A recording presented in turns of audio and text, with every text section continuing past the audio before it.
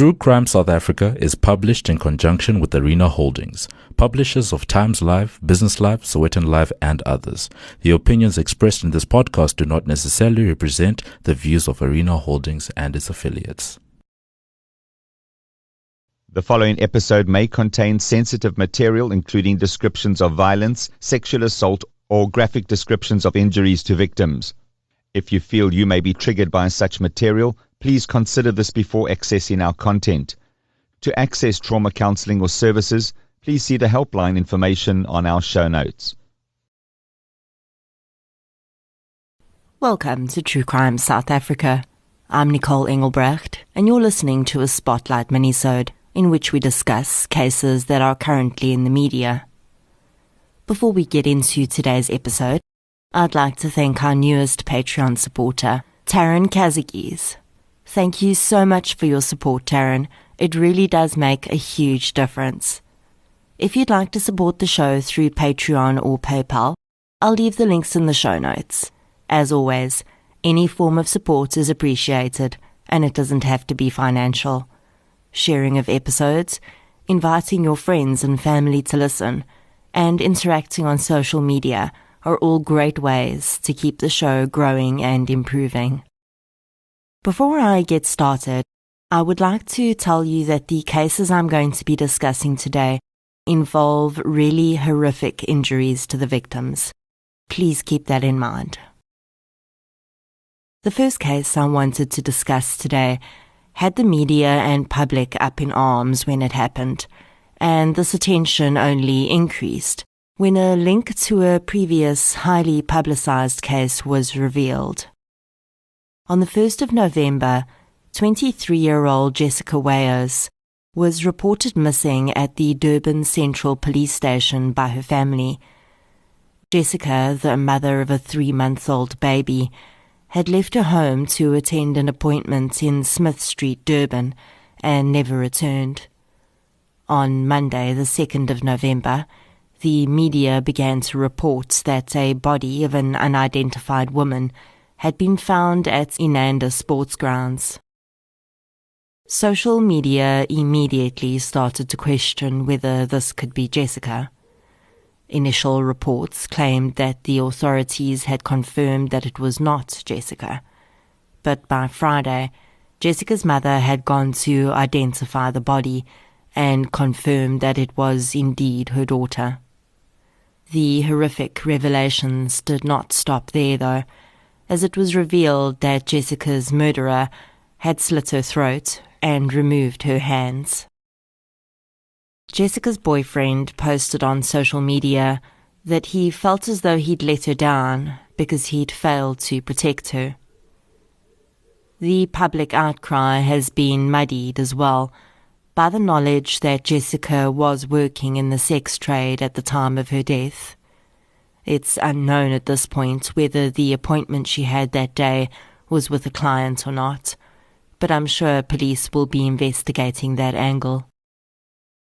Jessica's family and friends have been supported by a non-profit organization called Expose Hope. The organization's Facebook page describes their mission as supporting those who are trapped in the sex industry in the city of Durban. Of course, as always, there are those commenting who attempt to place the blame on the victim because she was involved in a high-risk lifestyle. I was pleased to see, though, that most people saw just Jessica, a young mom who was making her way through the world and didn't deserve what happened to her. I've also been pleased to note that most news headlines have not described Jessica using her job as you would ordinarily see in such cases. In fact, if you Google Jessica's name, only one article on the first page of results describes her as a sex worker.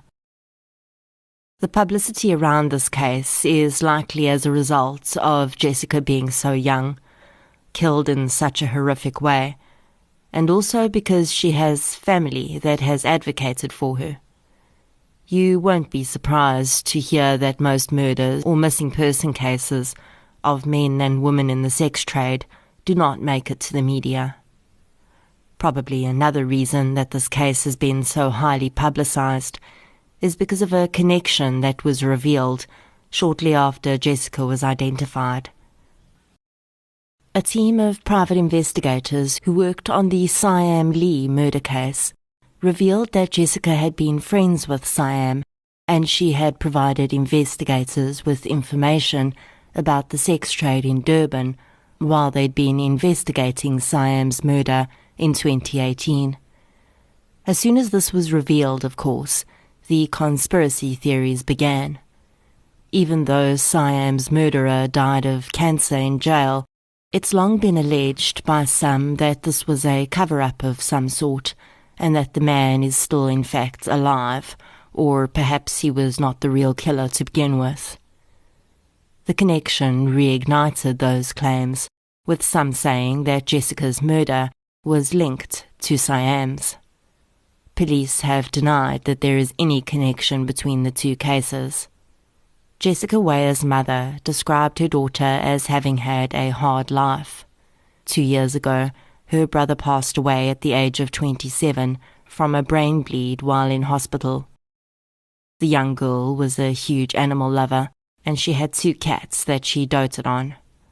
Recently, the cats were taken to the SPCA after complaints that she was not allowed to keep them in her apartment. Jessica's 3-month-old daughter is now in the care of her mother. The removal of Jessica's hands makes this case very strange, and it could have been done for a few reasons. The amputations could be part of a fantasy for the killer, which, if this is the case, suggests that perhaps the perpetrator has killed before. It's not common for a first-time killer to dismember their victim, and it's usually something they work their way up to. The other possibility is that the killer was attempting to remove identifying features on Jessica in her fingerprints to make it more difficult for police to identify her. If that was the thought process, it's strange that they would have left behind several distinctive tattoos that easily identified the young girl. The killer also left Jessica in a very public place, and if he was trying to hide his crime, one would think that he would take her somewhere more rural. The area that Jessica was found in is about 17 kilometers from the Wheel shopping centre, where she told her family she was headed. This indicates that it's likely the perpetrator had a vehicle. Again, this presents the question, why leave Jessica where she could be so easily found if he had the means to dump her body in any of the more isolated and rural bush areas in KZN? Unless he wanted her to be found, and the removal of the hands had nothing to do with her identification being thwarted. Jessica left her home at 5:30 p.m. Sunset in KZN around this time of year is an hour later at 6:30 p.m. I'm not familiar with the exact area that Jessica was found in, but it would be interesting to know whether there's any foot traffic around there at night. I would assume that there wouldn't be, if her killer had enough time to mutilate her the way he did. Severing anyone's limbs from their body is not a quick job, unless you have some heavy equipment with you. The police do seem to be taking this case very seriously, and I really hope that her killer is found quickly, not only because Jessica deserves justice, but also for the safety of all the other women working in the area. On the 12th of November, 20 kilometers south of where Jessica's body was found, at a place called Cuttings Beach, a security guard made a grisly discovery. The severely decomposed body of a female was found having washed up on the shore. Reports claim that the woman's head, hands and feet had been removed, and that she'd been disemboweled. The missing body parts and the recent discovery of Jessica's body had people immediately jumping to the assumption that this must be linked. While the possibility cannot be immediately discounted, it's impossible for anyone to say whether this woman's limbs were intentionally removed until an autopsy is conducted. The process of decomposition in water means that the softening of tissue, currents, the presence of marine life, and many other factors can cause injuries to body post-mortem. If the woman's hands and feet had been bound, for instance, when she entered the water, the action of the rope against her skin and the wave currents could have resulted in parts of her body becoming detached. This would take a long time, of course, at least a few months, but no one knows how long the woman had been in the water for. Lacey Peterson, the pregnant wife of Scott Peterson, who murdered her in 2002 in the US, was found with several dismemberments when her body was discovered in East Bay in Modesto, California. She had been in the water for almost 5 months and tied to a concrete block, and the autopsy determined that the dismemberment had been caused by a combination of decomposition, water currents, and the weighting down and tying of certain parts of her body. It's therefore not impossible that Cuttings Beach doe experienced the same end. The disembowelment of the victim will also be assessed in the autopsy, as this too could have a biological cause. When the body begins to decompose, it builds up gas, specifically in the abdomen, which is filled with gut bacteria that help us to break down our food. The gas will continue to build and eventually need somewhere to go, and it's entirely possible that the victim's stomach had ruptured because of this, causing the disembowelment. Again, it's also entirely possible that all of these injuries were caused intentionally prior to her being placed in the water, but only a post-mortem will be able to determine that, and even then, the results may not be conclusive. Just when KZN thought that it had heard it all within the space of 2 weeks, the body of yet another young girl was found with horrific injuries. In Hammersdale, 40 kilometers from Durban Central, the body of 19-year-old Snegegu Linda was found on the 16th of November. According to media reports, her heart had been removed and she had also been disemboweled. A cloth had been placed over her mouth. The girl's body was placed on a pathway where it would easily be found, and there was little blood at the scene, indicating that perhaps she had not been killed there, but rather just dumped there. Snegegu's mother told reporters that her daughter had not been home for about 24 hours before her body was found. She mentioned that she had seen a stab wound on her hand the previous week, and her daughter had said that her boyfriend had caused the injury during an argument. Snegegu's boyfriend has stated that he was also looking for the girl during the time before her body was found, and that he was not involved in her murder in any way. He claims that the stab wound on her hand in the prior week was self-inflicted. It's also been revealed that Snegegu had discovered that she was pregnant in the days before her murder. While it's very likely that her boyfriend will be a major suspect to begin with, as would be normal in any investigation of this nature, the crime scene and the injuries inflicted to Snegegu are not only horrific, but rather strange. The covering of her face with a piece of material suggests, if you buy into the common true crime narratives, that the crime was committed by someone that knew her, and covering the face was a way of hiding the ugly truth of what they'd done. Although there was little blood at the scene, parts of the girl's bowel were with the body, indicating that this injury at least was done in situ. It's not mentioned in any articles whether Snegegu's heart was left with the body or whether it was removed from the scene. The disembowelment could be linked to her having been pregnant, but that, of course, is pure speculation. If this was a domestic violence case, which remains to be seen, the removal of the girl's heart is extremely unusual. I do hope that police are able to track down this vicious killer quickly, as a crime of this nature makes me wonder how easily they may kill again. The last case I want to touch on is an update on the murder of Talib Peterson, which I covered in episode 30. Talib was murdered in a hit arranged by his wife, Najwa, in 2006. This week, a video started doing the rounds on social media of a man walking out of prison, accompanied by a group of women and 2 men. The women are seen crying while they embrace the man and say to him in Afrikaans, "Welcome back to the light."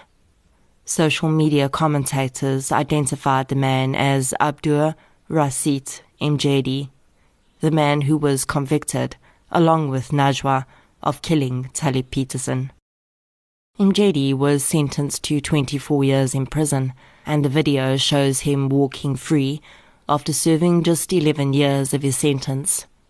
Talib's children and ex-wife expressed horror at seeing the man walking free, as they had not been advised that the man was even being considered for parole.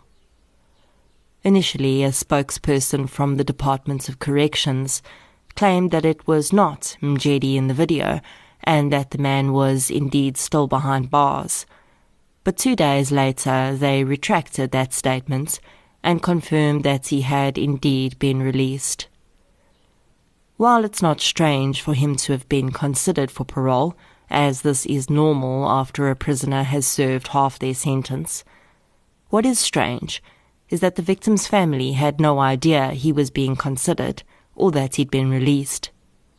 Now, we all know that the South African parole system is often confusing, even for people involved in making the decisions.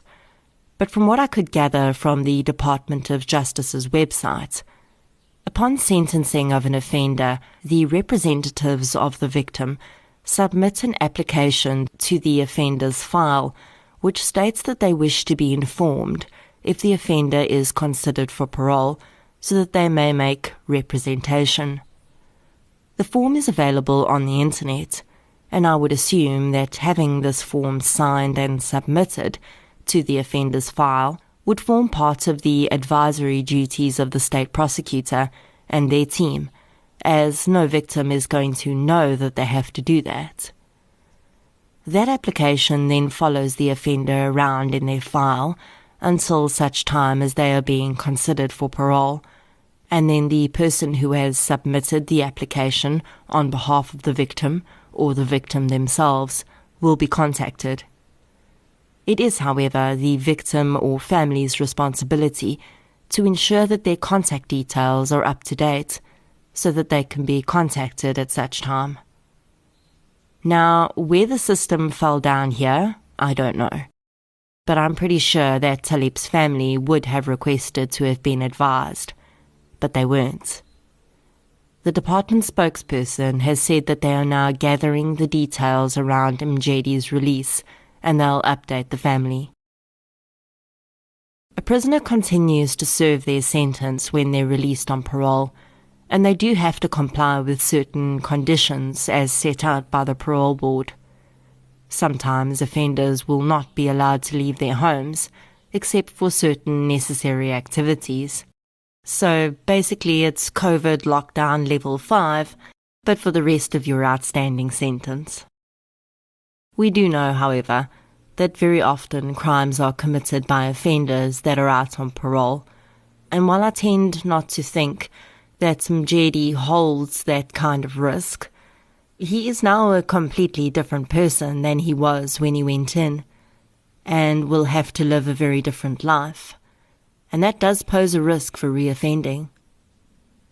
From the large group of emotional people who greeted him upon his release, it does seem like he has a decent support system, but that doesn't change the fact that his victim's family did not get to represent their father at his parole hearing.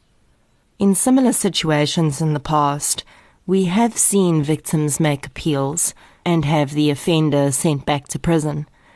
But in most cases where this has happened, the victim has been alive, and the charges usually involve sex crimes. In this case, I personally think that it would be highly unlikely that an appeal would be successful, and all the departments of corrections would be able to offer the family, if they indeed admit fault, is an apology, which means very little, I think. Talip's children have grown into phenomenal adults since his death, and his ex-wife, who still deeply cared for Talip, supports them through their difficulties. I can only hope that the strength that they've shown throughout the years will be enough to get them through this new pain caused by the system that was supposed to protect them. And that is your Spotlight Minisode for the week. If you enjoyed this Minisode, please be sure to subscribe to the show on the app you're using to listen right now. You can also follow us on social media. We're on Facebook, Twitter, and Instagram. I'll be back next Friday with a full case episode. Until then, as always, thank you for your support, and I'll chat to you soon.